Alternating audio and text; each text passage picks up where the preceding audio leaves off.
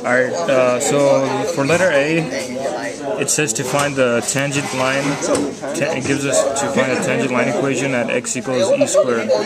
So the tangent line equation is y equals mx plus b. It gives you e squared. So to find m, you gotta plug it in for f prime. So f prime of e squared, which equals 1 over ln of e squared over e squared to the second power. And after solving that, I got e to the fourth power. So m equals 1 over e to the fourth power. Now, to find b, you gotta plug in the e squared into ln of x, which is ln x over e squared. Raven, ln of x over x. So you plug in x, you get ln of e squared over e squared. So after solving that, I got 2 over e squared. So b equals 2 over e squared. Then you plug it into the tangent line equation. So y equals 1 over e to the fourth x plus 2 over e squared. You had to write this whole page? And that's part A. You have to find critical numbers in this problem. So you set it to equal to 0, which is f prime.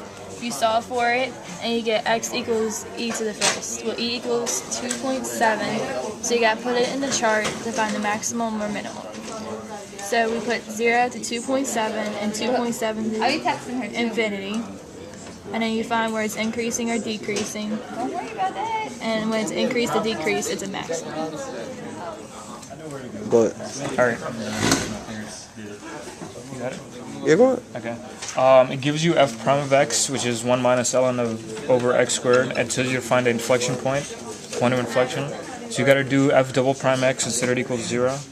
So f double prime x is something with an x over something with an x. So you got to do the quotient rule, which is low d high minus high d low over low squared. And after doing that, you get negative 3x plus 2x ln of x over x to the fourth.